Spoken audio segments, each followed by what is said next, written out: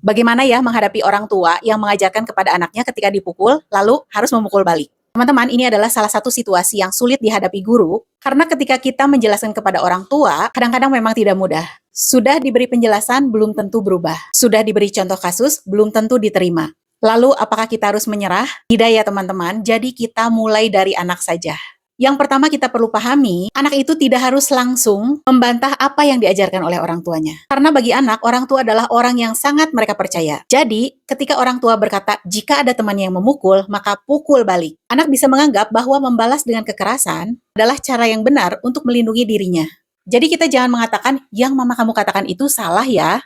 Karena anak akan merasa dihadapkan pada situasi, aku harus memilih apa yang dikatakan ibu atau dikatakan bu guru ya. Lebih baik kita tanamkan pemahaman baru itu secara perlahan. Misalnya ketika bermain dan terjadi konflik, kalau teman memukul kamu boleh bilang, aku tidak suka, jangan pukul aku ya.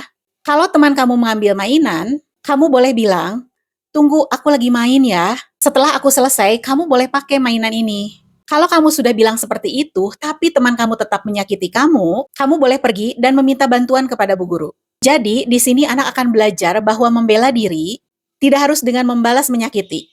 Lalu bagaimana ketika anak terlanjur mendapatkan doktrin harus membalas? Jadi teman-teman, jangan berharap satu kali nasihat akan langsung merubah cara berpikir anak. Kita perlu memberikan pengalaman yang berulang. Jadi, saat ada konflik, guru tetap konsisten untuk mengajarkan, stop, jaga diri, bicara, menjauh, dan minta bantuan. Lakukan itu terus berulang-ulang sambil bermain peran, bercerita, percakapan, dan juga kejadian sehari-hari. Lama-kelamaan, anak akan memiliki pengalaman bahwa ada cara lain untuk menyelesaikan konflik, bukan dengan memukul balik. Dan yang paling penting teman-teman, jangan mencoba melepaskan doktrin dari orang tua dengan membuat anak membenci atau melawan orang tuanya.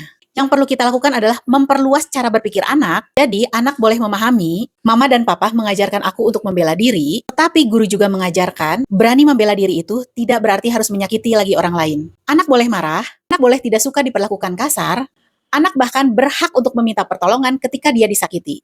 Tapi ajarkan juga bahwa kekerasan itu bukan satu-satunya cara untuk menyelesaikan masalah. Jadi teman-teman, ketika komunikasi dengan orang tua terasa semakin sulit, jangan berhenti berusaha.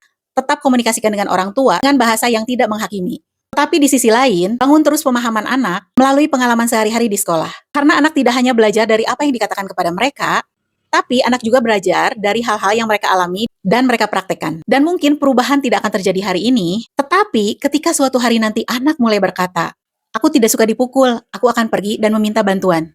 Daripada membalas memukul, disitulah kita tahu bahwa ada cara berpikir yang baru yang mulai tumbuh di dalam dirinya. Kita mungkin tidak bisa mengubah cara berpikir orang tua dalam satu kali percakapan. Tetapi kita bisa terus memberikan pengalaman yang membantu anak menemukan cara yang lebih baik untuk menghadapi konflik.